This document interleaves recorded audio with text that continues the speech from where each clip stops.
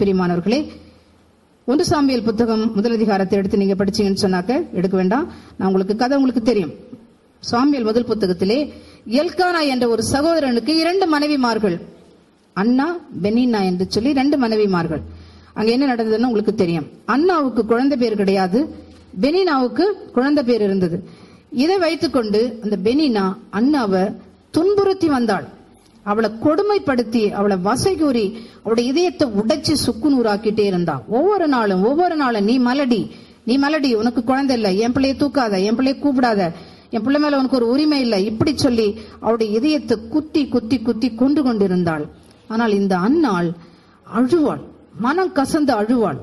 ஒவ்வொரு ஆண்டும் அந்த இஸ்ராயல் மக்களுடைய வழக்கப்படி எல்கானாவும் அன்னா பெனினா பிள்ளைகளும் ஆண்டவருடைய இல்லத்துக்கு சீலோவுக்கு கடந்து போவார்கள் ஆண்டவரை தொழுவதற்கு.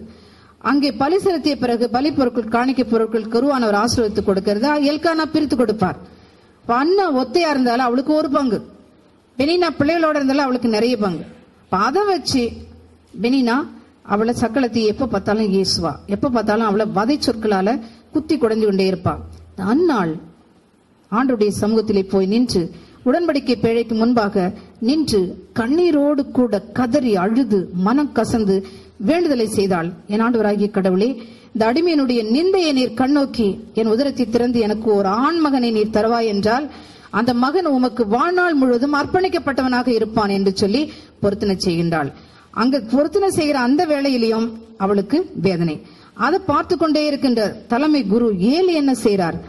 இவள் ஏதோ பிதற்றார், ஏதோ காலங்கத்தால இவ மதுபானத்தை அருந்திட்டு வந்திருக்கிறார் என்று சொல்லி, எவ்வளவு நேரம் வரைக்கும் நீ காலையில மதுபான மயக்கத்துல இருப்ப பெண்ணே அப்படின்னு சொல்லிட்டு அந்த பெண்ணை நிந்தையோடு கூட ஏளனம் செய்கின்றாள். இன்னும் துன்புறுத்துவதற்குரிய வார்த்தையும் அந்த குருவானவர் சொல்கின்றாள்.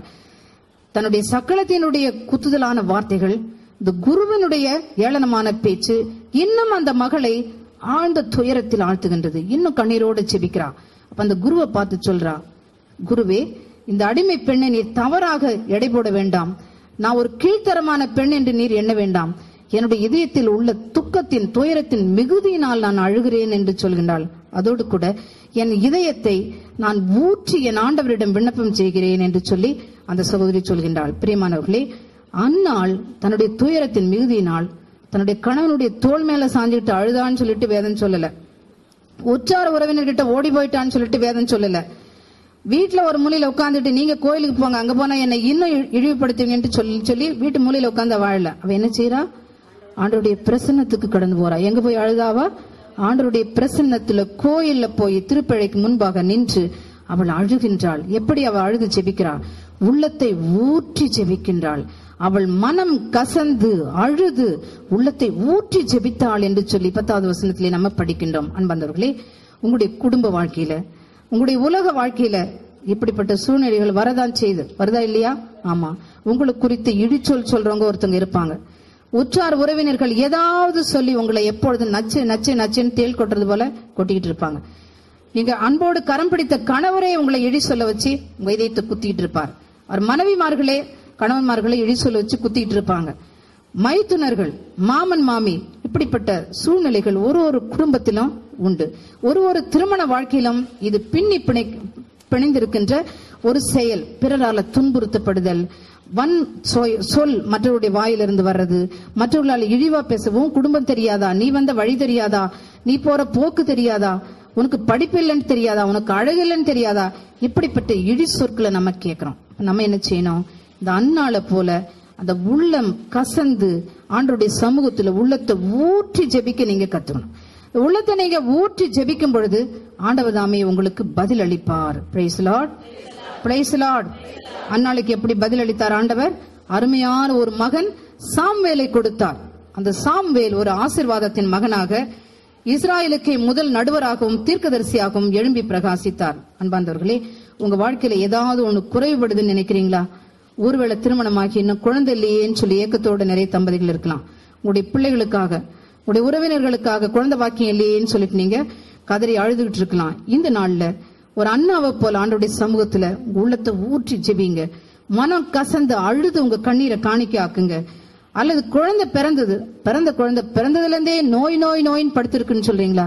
அந்த குழந்தை ஒரு நாளும் துள்ளி விளையாடி சந்தோஷமா இருந்தது நான் பார்க்கலையே, நோய்வாய்ப்பட்டு கிடக்குதேன்னு சொல்லி குழந்தை முகத்தை பார்த்து கண்ணீர் வடிக்கின்றீங்களா?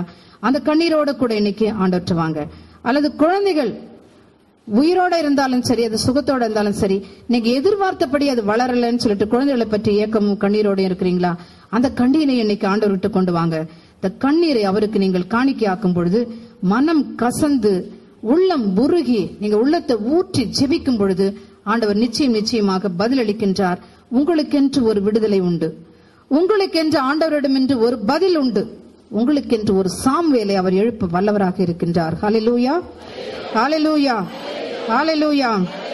கண்ணீர்கள் யாவும் துடைக்கப்படும், கவலைகள் மறைந்து விடும். படுவோம். கண்ணீர்கள் யாவும் துடைக்கப்படும், கவலைகள் மறைந்து விடும். எல்லாமே புதிதாகும், இயேசுவில் எல்லாமே புதிதாகும். நீ நம்பினால் எல்லாமே புதிதாகும். Praise the Lord. ஹல்லேலூயா, ஹல்லேலூயா. குடும்ப சூழ்நிலையினால, உற்றார் உறவினர்களால, நண்பர்களால, கரம் பிடித்த கணவனால, மனைவியினால, மைத்துனர்களால குத்தப்பட்டு உடைந்த உள்ளத்தோடு இருக்கிற நீங்க அத்தனை பேரும் ஆண்டவருடைய சமூகத்தில் உங்களுடைய உள்ளத்தை இந்த நாளிலே ஊற்றுங்க. அப்படியே ஊற்றி ஜெபிங்க. ஒரு அன்னாளை போல அப்படியே ஊற்றுங்க. வேற இந்த உலகத்துல யாருமே உங்களுக்கு விடுதலை கொடுக்க முடியாது. உங்க உதரத்தை திறந்து ஒரு குழந்தை பாக்கியத்தை கொடுக்க முடியாது. நோயோட நலிந்து கிடக்கிற உங்க பிள்ளைய திடகாத்திரமான பிள்ளைய வளர்க்க முடியாது. உங்களை அழித்து கொண்டிருக்கிற இதய பாரத்திலிருந்து விடுதலையை கொடுக்க முடியாது. ஆனால் உங்கள் கண்ணீரை எல்லாம் துடைப்பேன் என்று சொல்லி வாக்குத்தத்தம் கொடுக்கின்ற ஆண்டவர் ஏசாயா 25 மூலமாக அவர் வாக்குத்தத்தம் கொடுக்கின்றவர். வாக்குத்தத்தத்திலே உண்மை உள்ளவராகவும் பிரமாணிக்கம் உள்ளவராகவும் இருக்கின்றார். உங்கள் கண்ணீர் யாவற்றையும் இந்த நேரத்திலே அவர் துடைக்கின்றார். ஹல்லேலூயா, ஹல்லேலூயா, ஹல்லேலூயா.